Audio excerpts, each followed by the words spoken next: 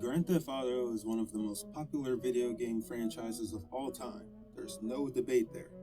GTA is one of the pillars when it comes to open world sandbox experiences, no questions about that. GTA 5 is one of the most popular video games of all time. One would be crazy to tell you otherwise.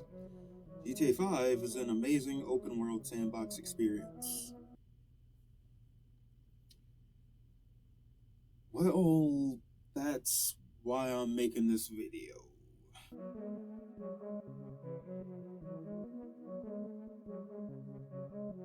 Now, I take no pleasure in saying that the open world of this game has lost its charm immensely, in my opinion, because I remember the first time I played GTA 5 and how I fell in love with it. You know, constantly getting 5-star wanted levels, become a frequent customer of Vanilla Unicorn, etc., just like you. So, with all that being said, I want to bring up the things I loved first, still love even after dusting off the digidust that story mode was gathering. And now that I'm not 13 and understand that watching all the different dancers get the same lap dance is really damn boring, so I should do something better, I did. And I could truly start playing this game and enjoy what it offers, starting with the map. The map of GTA 5 remains one of the best looking open world games of all time across all three console generations it's been a part of. Each and every district, neighborhood, even street is oozing with their own vibe specific to them. Take a drive around South LS to see what the culture's feeling. Small time shops running in the area. Take a look at the houses and start picturing the cookouts that happen in the backyard. Ride around El Burro Heights and Cypress Flats if you want to feel a sudden sense of anxiety and dread like you're going to be called in to do a 12-hour shift on your day off. Stare at the buildings and factories there long enough, you might start to hear them asking you for a break. From easygoing Mirror Park to the star-studded Vinewood, go experience the eerie quietness of Paleto Bay, Blaine County in the mountains, check out the vast explorable mystery that is the ocean. The map itself feels like a character at times, even changing as the story progresses, and some locations undergo drastic changes due to what happens in certain missions that leave it permanently altered. And in your travels around the map, you can possibly come across special NPCs. Special NPCs give life to certain streets and certain areas, and their dialogue, when interacting with them, changes depending on who it is you're controlling, so you have reason to visit them again when switching.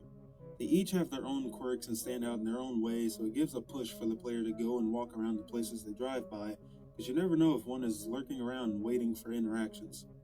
The more special kind you'll meet are the ones that may take you to certain locations, like Andy Moon directing you to the Altruist, or the few that direct you to websites like the Epsilonist in Rockford Hills or Bill Binder up in Paleto Bay.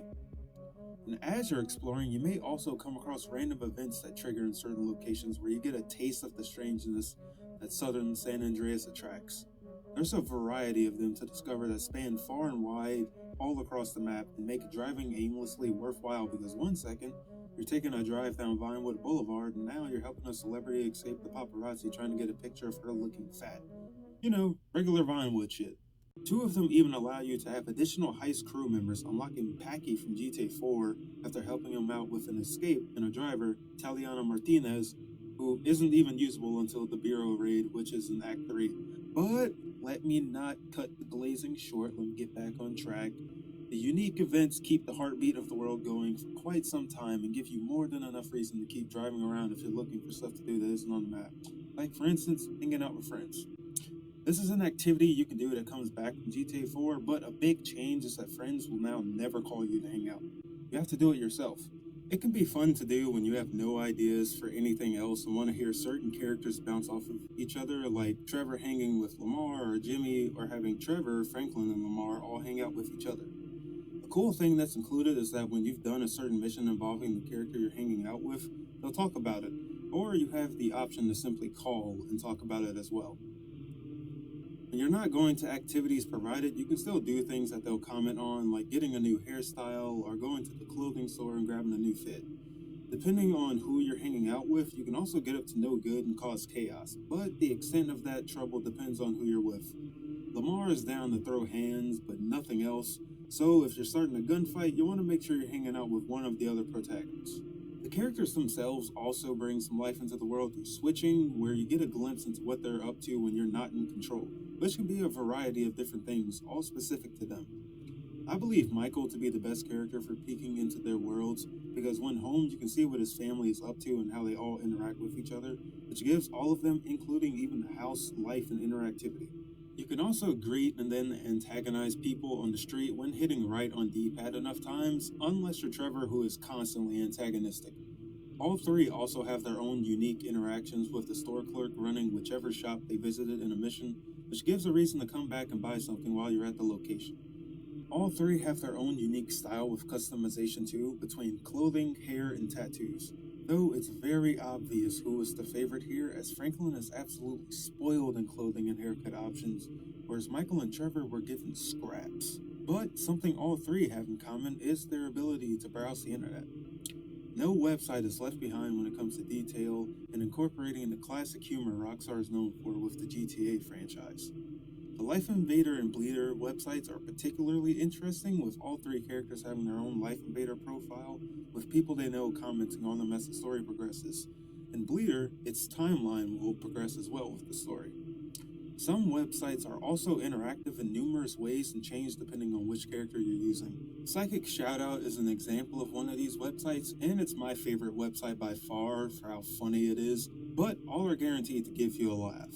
And when you want to stop seeing the horrors of social media and don't want to run into any crazies on the street, Rockstar did an excellent job at giving us no shortage of options for when we want to do something with the activities available in the game. You can watch movies, you can play darts, you can play golf. Three of you that care about golf in your video games. You can hit up a shooting range, you can go to the fairgrounds and get a very lackluster ride, get a tour of Vinewood on a bus and learn lore about the city, parachute, race, play tennis. There's a ton of variety when it comes to what you want to do in this game. And that's something I love to have in my open world games. But it is a damn shame that, in my personal opinion, tennis is the only replayable activity. Yeah, I'm out of positive things to say about this game. Now I can really expose this fraud, so let's get it.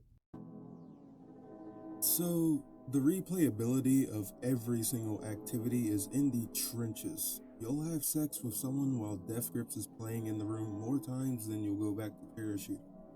Tennis happens to be the only one that's fun because the AI is actually challenging on hard difficulty. For me personally, racing is the biggest fraud of all the activities because you'd think that street and off-road racing would be really cool and fun, but no.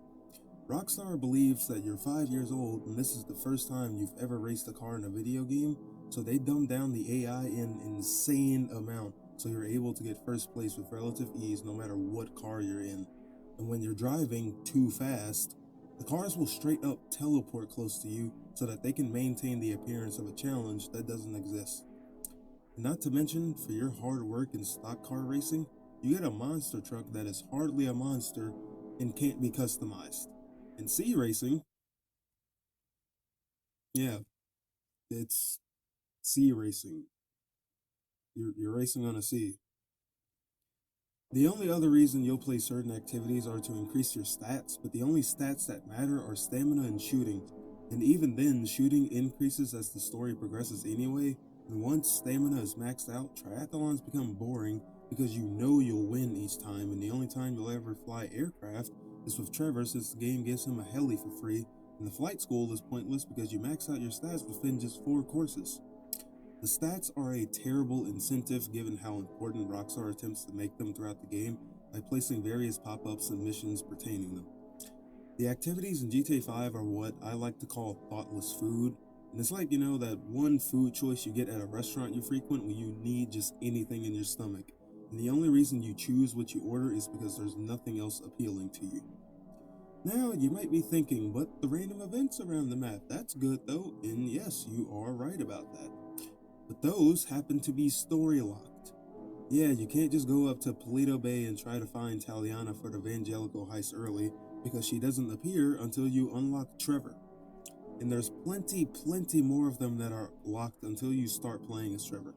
And I believe the reason for this is because when you've done them all, the world's heartbeat slows disastrously and starts beating its last few. The only activities you're left with after they're finished are muggings and armored trucks. Because when you're a millionaire, of course your fingers are crossed that you'll encounter an armored truck carrying $4,000 around. And you will certainly feel inclined to stop muggings as a millionaire as well. I mean, what kind of millionaire would you be if you didn't step in and help someone going through financial troubles? I mean, you'll obviously help them, won't you? No, you won't? No. Okay. Well, anyway, it's a shit attempt at trying to keep you driving around to find something to do, but I find it more insulting than anything. Maybe you can use your time better by buying a business and sinking time into that. But that would only be if the businesses actually gave you missions and not just random phone calls that could range from calling you after one in-game day to 3 in-game weeks. Being a millionaire in this game doesn't even feel worth it because the one thing you'd want to use that money on, cars, is also a huge waste of time. Say you bought a garage, got the car you want to customize, and go to get it pimped out. Once you put that car in the garage, it can never come out again outside of cruising, because if you lose it or destroy it, it will disappear, safe house garages being the same. So what's the point of buying a car if I'll potentially lose it when I use it? Hell, why have car customization in the first place if I can only customize the protagonist vehicles so I don't have to lose this customized vehicle? What can I actually do in this game that makes me not want to slap myself when I was 13 asking for it? Okay, wait. There's one thing you can do that I believe all of us do when playing open world games like GTA, and that's to live in them. You know what I'm talking about. Suddenly following traffic laws, go into various interiors and walk around, or my favorite, which is to walk alongside NPCs and see how they interact with the world. And even that sucks. Outside of the ones given to us with customization shops and safe houses, you aren't able to enter a single building in this game. You only have the unmarked convenience stores, the strip club, and the Mission Row police station in downtown. That is it. And it's not like you only see interiors that would be locked off throughout the game, as you enter plenty that would be available for entry in a video game like GTA.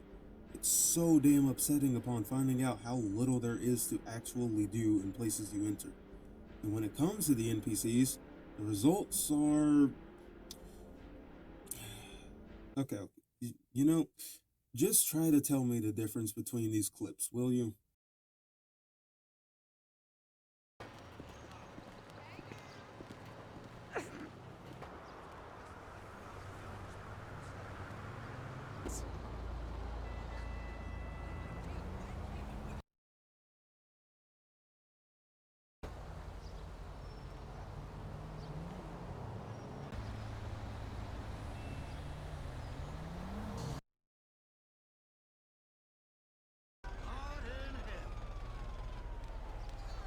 What?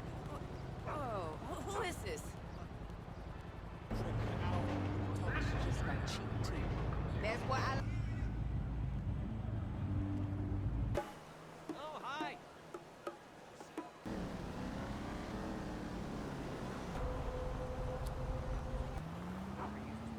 I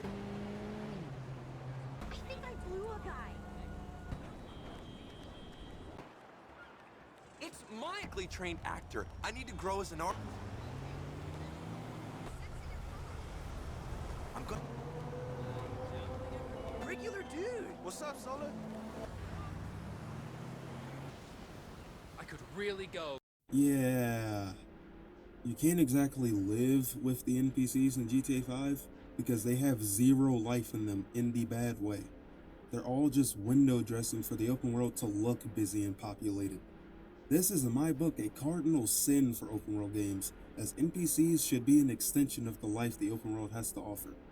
If I look at your NPCs and even the ones and zeros they're programmed with look bored, then how alive do you expect me to believe the world they're populating is?